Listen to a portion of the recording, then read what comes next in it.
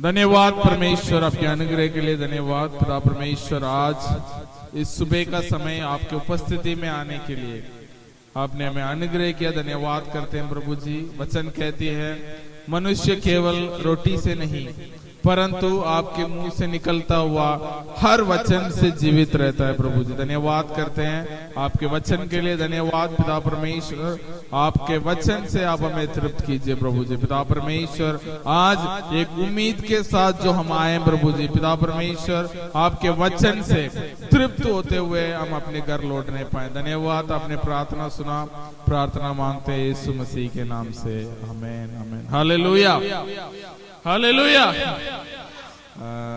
आज प्रार्थना का आज चौथा भाग है। प्रभु यीशु मसीह ने सिखाया हुआ प्रार्थना हम करते आ रहे हैं। पिछले 3 हफ्ते से हम प्रभु यीशु मसीह ने जो प्रार्थना में सिखाया उसको सीखते हुए आ रहे हैं। हमारे पिता है ना, पिता, हमारे पिता, हम सबका पिता परमेश्वर है। परमेश्वर सर्वशक्तिमान परमेश्वर को हम पिता कहकर पुकारते हैं। वो कहाँ रहते हैं? स्वर्ग में विराजमान है। एक हफ्ता हमने उसमें अध्ययन किया है। हमारे पिता केवल मामूली इंसान नहीं है, वो स्वर्ग में विराजमान परमेश्वर है। उसके बाद पिछले हफ्ता हमने अध्ययन किया था कि तेरा राज्य आए। हालेलुया। इस पृथ्वी पे तेरा राज्य आए। आज हम देखेंगे, पढ़ेंगे मत्ती रचित सुसमाचार अध्याय 6 का 10। मत्ती रचित सुसमाचार अध्याय 6 का 10।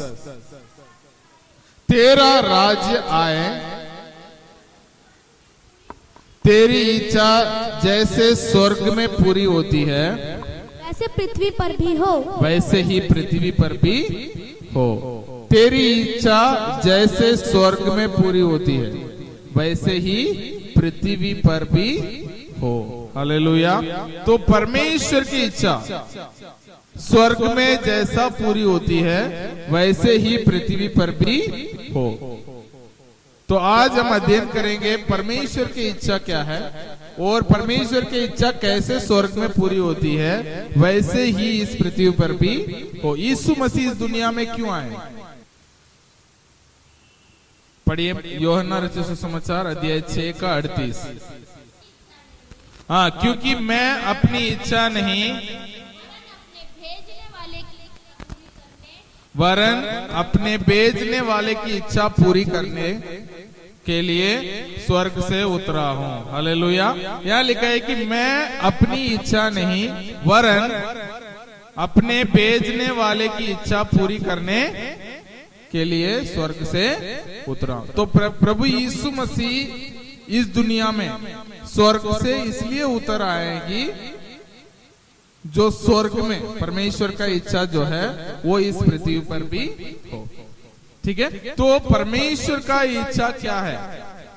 परमेश्वर का महान योजना क्या थी? परमेश्वर का इच्छा क्या है? उसे किस इच्छा को पूरा करने के लिए प्रभु यीशु मसीह इस दुनिया में आए है ना, उसे हमें जानना जरूरी है। और यीशु मसीह का जीवन ही हमारे लिए एक उदाहरण है जिससे हम सीख सकते हैं परमेश्वर का इच्छा क्या। यीशु मसीह ने इस दुनिया में क्या क्या किया है, वो परमेश्वर का इच्छा को उन्होंने पूरी किया। इसमें लिखा है कि मैं अपनी इच्छा नहीं वरन मेरे पिता जो मुझे भेजने वाला है उसकी इच्छा को पूरा करने के लिए इस पृथ्वी पे आया हूं। तो प्रभु यीशु मसीह ने इस दुनिया में जो भी किया है, चाहे लोगों को चंगा करना हो और लोगों को सुसमाचार सुनाना हो, और जो भी प्रभु यीशु मसीह ने इस दुनिया में किया है वो क्या है? अपने पिता की इच्छा है। तो आज हम सीखेंगे कि परमेश्वर का इच्छा को हम कैसे पूरा कर सकते हैं। कैसे पूरा कर सकते हैं? हम यीशु मसीह को देख सकते हैं। यीशु मसीह ने जो किया है उसको जब हम करते हैं, जब हम परमेश्वर की इच्छा को पूरा कर सकते हैं। हालेलुया। तो पुराना नियम में हम देखते हैं परमेश्वर की इच्छा को लोग अलग अलग तरीके से पूरा करने के लिए कोशिश किए। परमेश्वर के वचन को, लिखित वचन को, व्यवस्था को पूरा करने के लिए कोशिश किए। लेकिन जब प्रभु यीशु मसीह दुनिया में आए, उन्होंने क्या किया? वो अपने पिता की इच्छा को करके दिखाया। है ना। पुराने नियम में लोग बहुत सारे चीज को करने के लिए कोशिश करते आए, कोई भी परमेश्वर की व्यवस्था के अनुसार अपने जीवन को बिता नहीं पाए। तो प्रभु यीशु मसीह ने कहा मैं आऊंगा और मैं करके दिखाऊंगा कि परमेश्वर की इच्छा को हम कैसे पूरा करते हैं। तो प्रभु यीशु मसीह दुनिया में रहते हुए परमेश्वर पिता की इच्छा को पूरा किए हैं। तो प्रभु यीशु मसीह को हम देखते हैं तो हम ये देख सकते हैं कि परमेश्वर का इच्छा क्या है ना। तो परमेश्वर का इच्छा क्या है वो हम पहले पढ़ लेते हैं, उसके बाद प्रभु यीशु मसीह के उदाहरण से हम क्या कर सकते हैं सीखेंगे यह सप्ताह। ठीक है, पहले पढ़िए दूसरा पतरस 3:9। दूसरा पतरस 3:9। प्रभु अपनी प्रतिज्ञा के विषय में प्रभु अपनी प्रतिज्ञा के विषय में देर नहीं करता जैसी देर कुछ लोग समझते हैं, पर तुम्हारे विषय में धीरज धरता है। तुम्हारे विषय में धीरज धरता है और नहीं चाहता कि कोई नष्ट हो। हाँ, वो नहीं चाहता है कि कोई नष्ट हो, वरन यह है कि सबको मन फिराव का अवसर मिले। हाँ, सबको मन फिराव का अवसर मिले। तो परमेश्वर क्या चाहता है, परमेश्वर का इच्छा क्या है, कोई भी नष्ट ना हो, परंतु हर व्यक्ति को मन फिराने का अवसर मिले। तो इसलिए कई बार लोग बोलते हैं अरे प्रभु यीशु मसीह जल्दी आने वाला है। ऐसे लोग कहते हैं प्रभु यीशु मसीह जल्दी क्यों नहीं आ रहे, क्योंकि परमेश्वर चाहते हैं कि कोई भी नष्ट ना हो, सबको एक अवसर मिले कि मन फिराएं, वो परमेश्वर के ओर फिरें। परमेश्वर से लोग, दुनिया के लोग परमेश्वर से दूर चले गए, सब लोग को एक अवसर मिले। बाद में ये ना कहें कि अरे हमें तो कभी पता ही नहीं चला। तो परमेश्वर चाहते हैं कि सबको अवसर मिले, है ना। यूहन्ना 3:16 कहते हैं कि जो कोई उस पर विश्वास करे वो नष्ट ना हो परंतु अनंत जीवन पाए। परमेश्वर चाहते हैं कि, पढ़िए यूहन्ना रचित सुसमाचार 3:16। परमेश्वर ने जगत से ऐसा प्रेम किया, परमेश्वर ने जगत से ऐसा प्रेम किया कि उसने अपना एकलौता पुत्र दे दिया। उसने अपना एकलौता पुत्र दे दिया ताकि जो कोई उस पर विश्वास करे वह नाश ना हो परंतु नष्ट ना हो, है ना, नष्ट ना हो परंतु अनंत जीवन पाए। तो अनंत जीवन सबको पाना ये परमेश्वर का इच्छा है। तो प्रभु यीशु मसीह भी इस दुनिया में आए किस चीज को पूरा करने के लिए, परमेश्वर की उस महान इच्छा को। क्या इच्छा था, कोई भी नाश ना हो, हर व्यक्ति के पास सुसमाचार पहुंचाओ। इसलिए प्रभु यीशु मसीह ने क्या किया, अपने सेवकाई को शुरू करते हुए कैसे शुरू किया, मन फिराओ परमेश्वर के राज्य निकट है। कई लोग सोचते हैं मन फिराओ क्या होता है, अरे अपने पाप को पश्चाताप करना मन फिराओ नहीं है। मन फिराओ क्या होता है, अपने हृदय को परमेश्वर की ओर फिरना, अपने हृदय को, अपने मन को परमेश्वर की ओर फिरना, उसे कहते हैं मन फिराना। परमेश्वर को जानना, परमेश्वर ने हमारे लिए, परमेश्वर का इच्छा क्या है, परमेश्वर क्या चाहते हैं।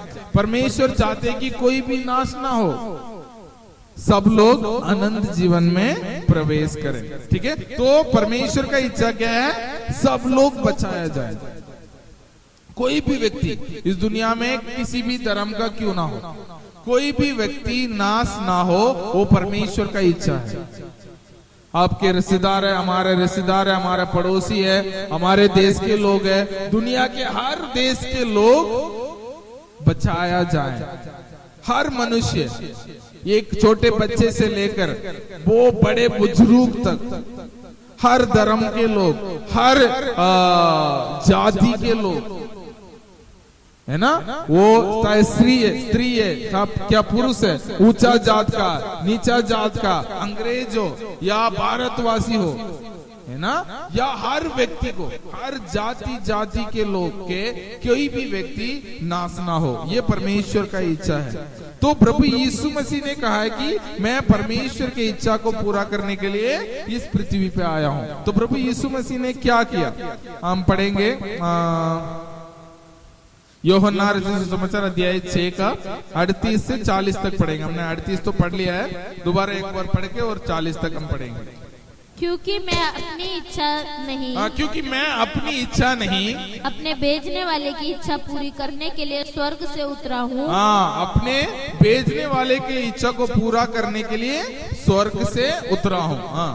और मेरे भेजने वाले की इच्छा यह है, मेरे भेजने वाले की इच्छा यह है कि जो कुछ उसने मुझे दिया है, जो कुछ उसने मुझे दिया है, उसमें से मैं कुछ ना खोऊं। उसमें से मैं कुछ भी ना खोऊं, परंतु उसे अंतिम दिन फिर जिला उठाऊं। फिर अंतिम दिन फिर जिला उठाऊं। क्योंकि मेरे पिता की इच्छा यह है कि जो कोई पुत्र को देखे और उस पर विश्वास करे वह अनंत जीवन पाए, और मैं उसे अंतिम दिन फिर जिला उठाऊंगा। हालेलुया।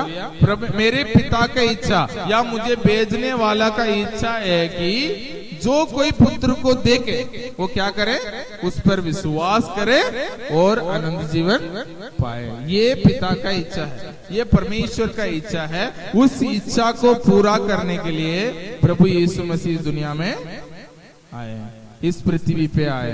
हालेलुया। तो इस बात को हमें जानना चाहिए, प्रभु यीशु मसीह अपने पिता की महान योजना को, है ना, इस पूरे मानव जाति को बचाने की उस महान योजना को पूरा करने के लिए इस पृथ्वी पे आए हैं। तो हमारे लिए जब हम प्रार्थना करते हैं, प्रभु यीशु मसीह जैसे आपका इच्छा स्वर्ग में पूरी होती है वैसे ही पृथ्वी पर भी हो। जब हम प्रार्थना करते हैं तो हम क्या प्रार्थना कर रहे हैं? पहली बात, प्रभु यीशु मसीह जैसे आप चाहते हैं, परमेश्वर जैसे आप चाहते हैं इस पृथ्वी पर इस कोई भी नाश ना हो, उस महान योजना में मुझे और मेरे परिवार को इस्तेमाल कर। जैसे प्रभु यीशु मसीह ने उस महान इच्छा को, महान योजना को पूरा करने के लिए इस दुनिया में आए हैं, वैसे ही हम सब लोग भी उस महान इच्छा को पूरा करने के लिए चुने गए हैं। परमेश्वर की महान योजना क्या है? कोई भी नाश ना हो, सब लोग प्रभु यीशु मसीह पर विश्वास करें और अनंत जीवन को पाए। तो जब कभी हम इसको प्रार्थना करते हैं, जैसे परमेश्वर जैसे आपकी इच्छा स्वर्ग में पूरी होती है वैसे ही इस पृथ्वी पर भी हो, इसका मतलब है परमेश्वर आपका उस महान योजना में मैं भाग लेना चाहता हूँ, मुझे आप इस्तेमाल कर उस महान योजना को पूरा करने के लिए। हालेलुया। तो एक और वचन पढ़ेंगे, इब्रानियों अध्याय 10 का 9। इब्रानियों अध्याय 10 का 9। फिर यह भी कहता है, देख मैं आ गया हूँ, देख मैं आ गया हूँ, ताकि तेरी इच्छा पूरी करूँ, ताकि तेरी इच्छा पूरी करूँ। अतः वह पहले को उठा देता है, वो पहले को उठा देता है, ताकि दूसरे को नियुक्त करे, ताकि दूसरे को नियुक्त करे। यहाँ लिखा गया है कि प्रभु यीशु मसीह कह रहे हैं कि मैं आ गया हूँ ताकि तेरी इच्छा को पूरी करूं। तो पहले को उठा देता है और दूसरे को नियुक्त करता है। यहाँ कहती है कि हमारा वाचा, पुरानी वाचा और नई वाचा, व्यवस्था और अनुग्रह के बारे में यहाँ बात हो रही है। प्रभु यीशु मसीह व्यवस्था को, मांग को पूरा करने के लिए और एक नया वाचा को हमारे लिए देने के लिए, एक अनुग्रह के वाचा को देने के लिए इस दुनिया में आया। व्यवस्था क्या कहती है? करो या मरो। व्यवस्था को पूरा करो या मरो। व्यवस्था कहती क्या कहती है? परमेश्वर की इच्छा, यदि तुम इसे करोगे तो जियोगे, नहीं करोगे तो मरोगे। ये करोगे तो तुम्हें आशीष मिलेगा, नहीं करोगे तो श्राप मिलेगा। तो पूरे पृथ्वी के प्रभु यीशु मसीह तक, अभी तक ये प्रार्थना जो प्रभु यीशु मसीह सिखा रहे हैं, तब तक के लोग क्या कर रहे हैं? व्यवस्था को पूरा करने के लिए कोशिश कर रहे हैं, लेकिन कर नहीं पा रहे, लोग मरे जा रहे। ठीक है। लेकिन प्रभु यीशु मसीह ने क्या किया? आप जो नया वाचा आपको क्या कहती है? विश्वास करो और जियो। नई वाचा क्या करती है? विश्वास करो और जियो। अनंत जीवन पाओ। इसका मतलब क्या होगा? विश्वास करो और जियो। तो पुराना वाचा और व्यवस्था और अनुग्रह के वाचा में क्या फर्क है? व्यवस्था कहती है करो या मरो, नया वाचा क्या कहती है? विश्वास करो और जियो। कब के लिए? कब तक के लिए? अनंत काल के लिए जियो। तो पुराना वाचा के लोगों के पास ये ऑप्शन नहीं था, वो विश्वास करके जी सकते नहीं, उनके पास यही ऑप्शन था, आप अपने पूरे जिंदगी यही कोशिश करते रहो, व्यवस्था को पूरा करने के लिए कोशिश करो, और तुम जब पूरा नहीं कर पाओगे तुम मरोगे। इसलिए वो क्या करते हैं? हर हफ्ते जब कभी वो मंदिर में जाते हैं एक बलि को लेके जाते हैं, क्योंकि उनको पता है यदि हम बलि को चढ़ाने के लिए लेके नहीं गए हैं वो हम मरेंगे। तो हर बार वो जाते थे अपने लिए, अपने परिवार के लिए एक बलि चढ़ाने के लिए लेके जाते थे, क्योंकि उनको पता है पाप की मजदूरी मृत्यु, हमने व्यवस्था को तोड़ा है तो हमें मरना पड़ेगा। लेकिन जब प्रभु यीशु मसीह यहाँ आए, उन्होंने कहा मैं एक लहू की वाचा, एक नया वाचा तुम्हें देने आया हूं, जितनों ने मुझ पर विश्वास किया है वो नष्ट नहीं होगा। व्यवस्था के अनुसार उनको नष्ट नहीं होना था, लेकिन वो नष्ट नहीं होगा, परंतु क्या पाएगा? अनंत जीवन पाएगा। हालेलुया। ये दो, पुराना वाचा और नया वाचा को आप ऐसे अलग कर सकते हैं। व्यवस्था कहती है आप करो ना तो तुम मरोगे, लेकिन नया वाचा कहती है तुम विश्वास करोगे तो तुम जियोगे। हालेलुया। तो एक और वचन पढ़िए, यूहन्ना रचित सुसमाचार अध्याय 4 का 34। यूहन्ना रचित सुसमाचार अध्याय 4 का 34। यीशु ने उनसे कहा, मेरा भोजन यह है कि अपने भेजने वाले की इच्छा के अनुसार चलूं, और उसका काम पूरा करूं। मतलब प्रभु यीशु मसीह अपने भेजने वाले के इच्छा पर चलने के लिए, ठीक है, चलने की बात यहाँ आ रही है। तो प्रभु यीशु मसीह यहाँ इस दुनिया में चलते फिरे, बहुत सारे कार्य को किए हैं, उसके बाद अपने पिता के काम को भी पूरा किया है ना। तो प्रभु यीशु मसीह चलते फिरे, मतलब उन्होंने उसमें भी परमेश्वर की इच्छा को पूरा करते, उसके अनुसार चलते फिरे, उसके बाद अंतिम में जाके क्रूस पर अपने पिता की महान इच्छा को पूरा किया। ठीक है, तो प्रभु यीशु मसीह ने क्या क्या किए हैं? एक और वचन पढ़िए, यूहन्ना रचित सुसमाचार 5 का 30।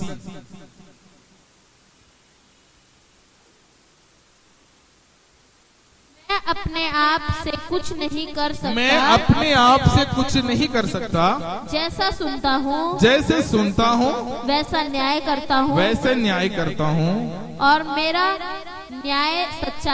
मेरा न्याय सच्चा है, क्योंकि मैं अपनी इच्छा से नहीं परंतु अपने भेजने वाले की इच्छा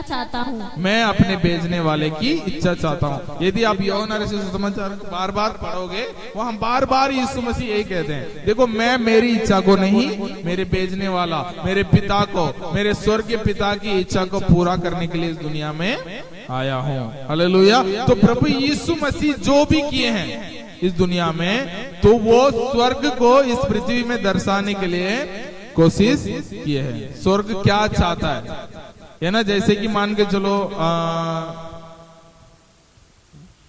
मैंने एक घर बनाया गांव में, ठीक है, एक उदाहरण, मेरा घर मैंने बनाया, तो अभी मैंने यहाँ एक जमीन लिया, तो मैं चाहता हूँ कि मेरा घर वहां जैसा बनाए वैसे ही यहाँ भी वो घर बन जाए, मतलब बिल्कुल टिटो। जैसे मैंने उस घर में आगे कार पार्किंग है, अंदर जाते वरांडा है, वहाँ किचन है, बेडरूम है, अटैच बाथरूम है, जो जो वहाँ है वो वैसे ही मैं चाहता हूँ कि एक और यहाँ बनाऊं। तो मुझे क्या करना पड़ेगा? मुझे जानना पड़ा है कि वहाँ घर कैसे बना है। तो कौन जान सकता है? मैं बोल दूंगा भाई मेरा घर वहां बना, वैसे तुम यहाँ बना दो, बना सकते हो? नहीं बना सकते, क्योंकि आपने उसे नहीं देखा है। लेकिन किसने देखा है? मैंने देखा है। तो प्रभु स्वर्ग को किसने देखा है? प्रभु यीशु मसीह ने देखा है। तो प्रभु यीशु मसीह ने जहां वहां जो चलता है उसे इस पृथ्वी में स्थापित करने के लिए आए हैं। तो परमेश्वर चाहते हैं कि इस पृथ्वी भी स्वर्ग जैसा हो जाए, वो और ये एक जैसा हो जाए, है ना। क्योंकि राज्य तो एक ही चलता है, परमेश्वर के राज्य यहाँ भी चलता है, तो वो भी, ये पृथ्वी भी स्वर्ग जैसा हो जाए। तो प्रभु यीशु मसीह ने इस पृथ्वी में रहते हुए क्या किया है? एक तो हमने दे दिया है कि परमेश्वर की उस महान योजना को पूरा करने के लिए प्रभु यीशु मसीह आए हैं। उसके साथ साथ प्रभु यीशु मसीह और भी कहीं कार्य को किया। पढ़िए मत्ती रचित सुसमाचार अध्याय 8 का 16-17।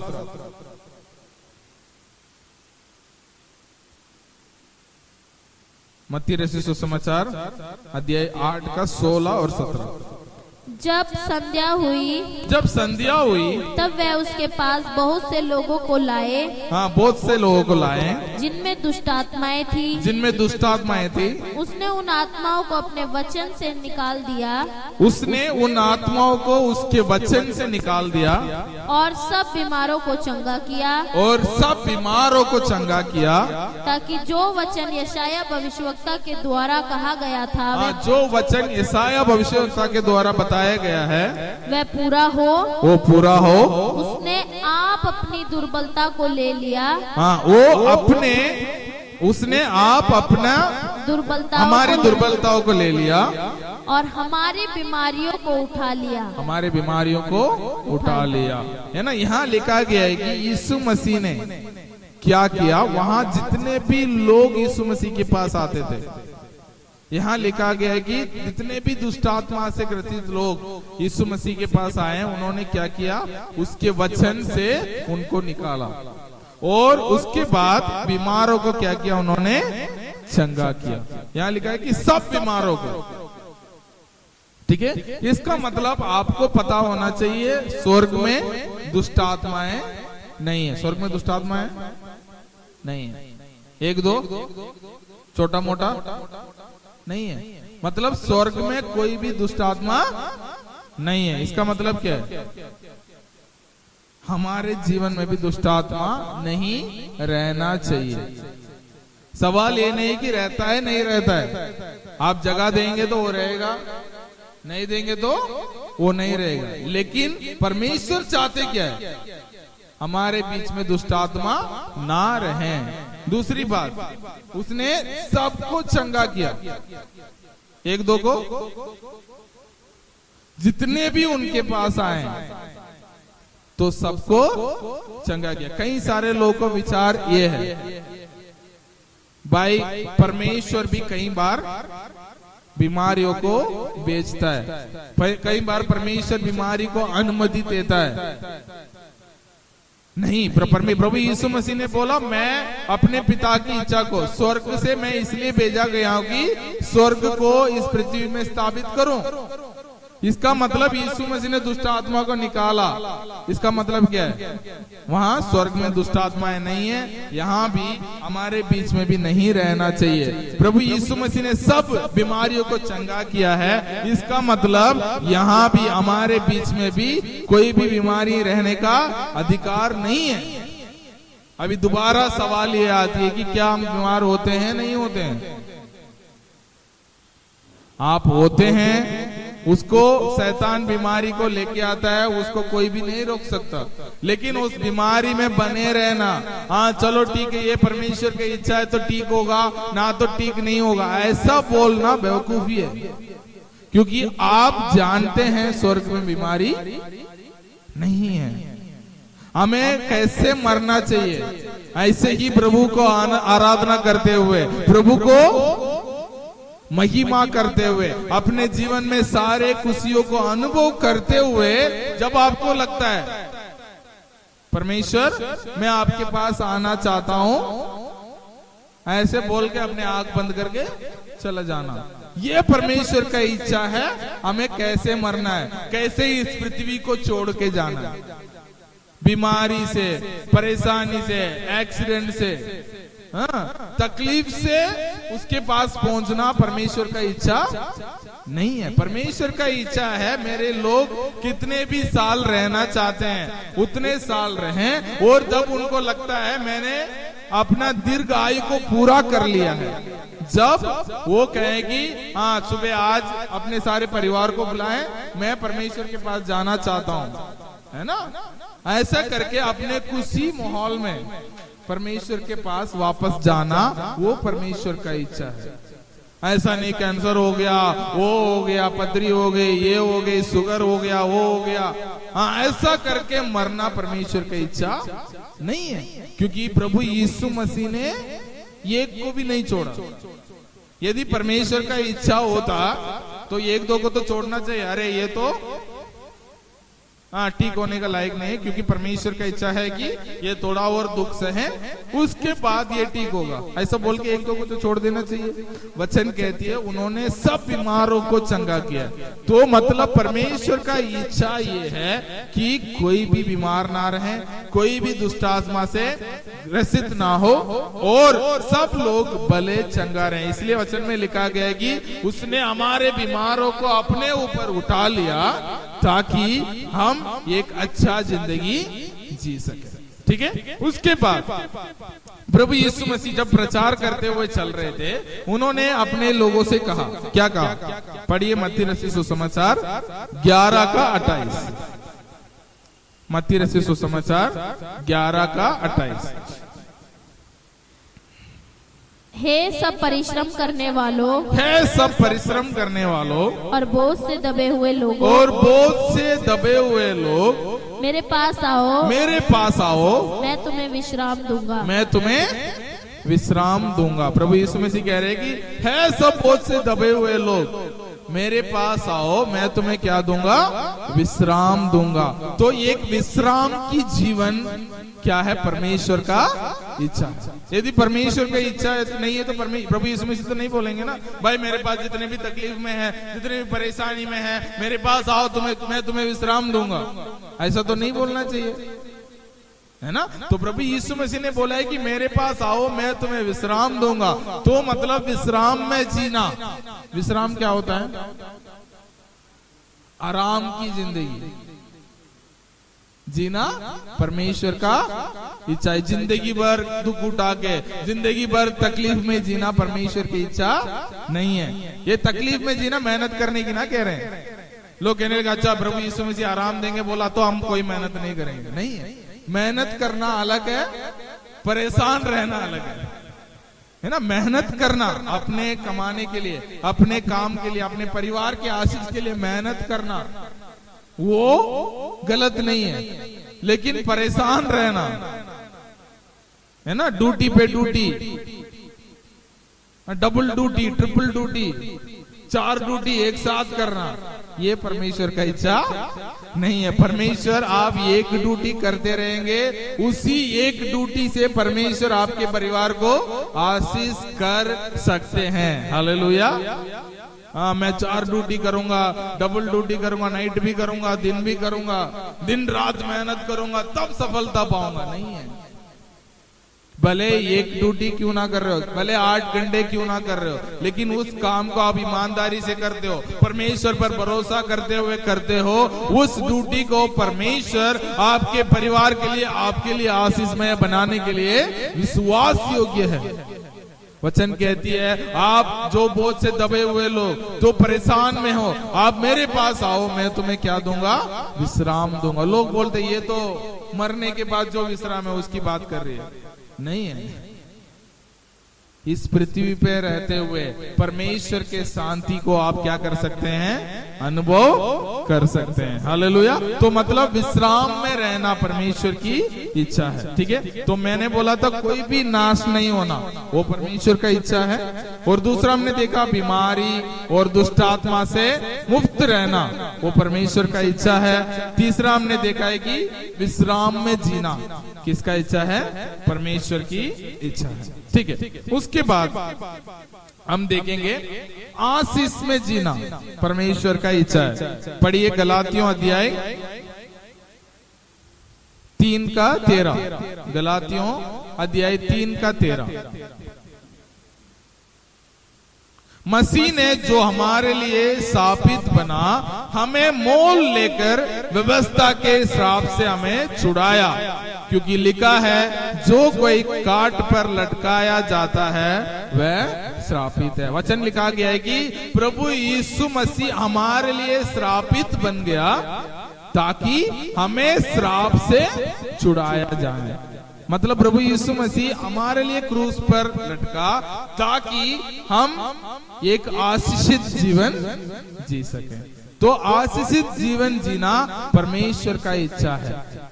जब हम प्रार्थना करते हैं, प्रभु यीशु मसीह आपकी इच्छा स्वर्ग में जैसा पूरी होती है वैसे ही पृथ्वी पर भी हो, जब इसका मतलब ये भी है हम प्रभु यीशु मसीह के आशीषित जीवन, प्रभु यीशु मसीह के द्वारा आशीषित जीवन जीना परमेश्वर का इच्छा है। यदि इसका मतलब ये भी है कि हमें श्राप में रहना परमेश्वर की इच्छा नहीं है, वो श्राप कुछ भी क्यों ना हो, है ना, बिजनेस में उन्नति ना होना, कुछ भी हो सकता है, कोई भी श्राप के अधीन में रहना परमेश्वर की इच्छा नहीं है। क्योंकि वचन क्लियरली कहती है कि प्रभु यीशु मसीह क्रूस पर हमारे श्राप को ले लिया और हमें उस श्राप से छुड़ा दिया है ना।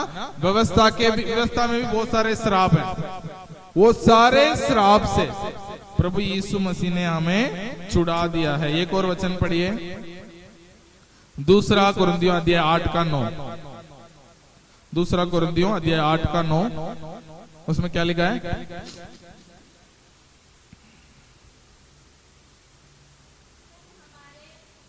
तुम हमारे प्रभु यीशु मसीह का अनुग्रह जानते हो कि वह धनी होकर भी तुम्हारे लिए कंगाल बन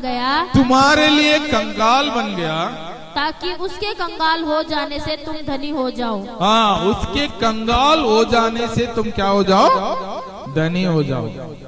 ठीक है, ये बताओ, यीशु मसीह आत्मिक रूप में कंगाल थे या शारीरिक रूप में? शरीर में कंगाल थे। वचन में लिखा गया कि उनको लेटने का जगह नहीं था, वो घूमते रहे थे, है ना। तो लोग क्या करते हैं, इस वचन को सीधा आत्मिक रूप में लेके चल जाते हैं। हमें क्या करना चाहिए? आत्मिक रूप से धनी होना चाहिए, शारीरिक रूप में धनी होना नहीं चाहिए। क्या करते? यीशु मसीह गरीब थे,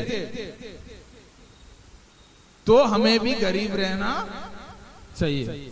आपने सुना होगा कई जगह में, हमें क्या करना चाहिए? दुख तकलीफ, हाँ, क्या करेंगे?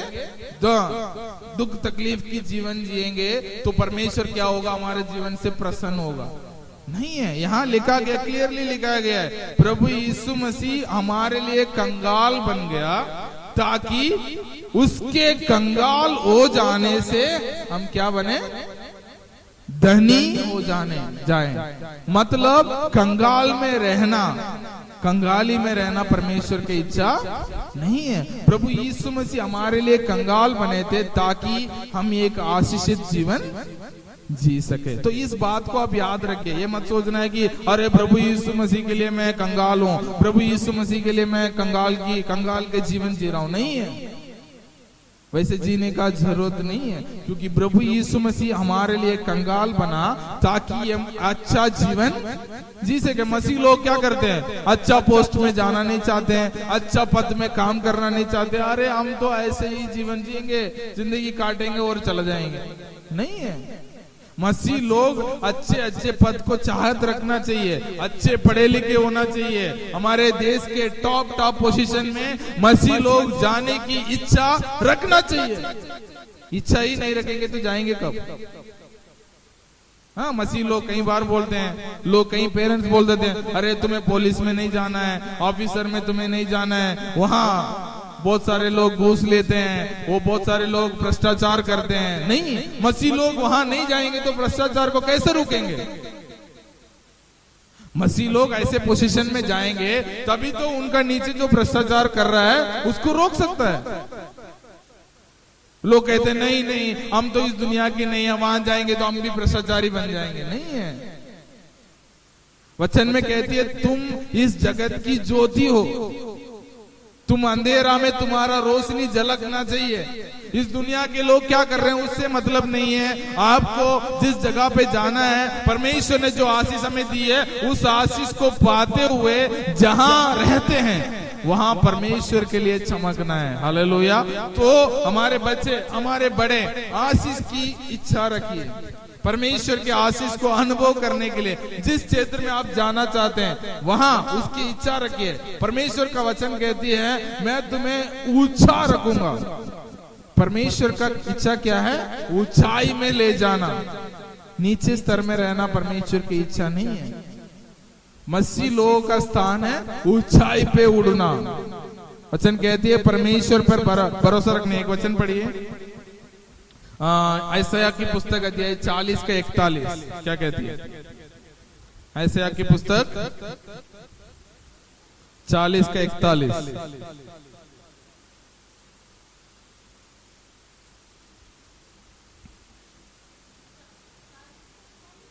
40 का 31, सॉरी।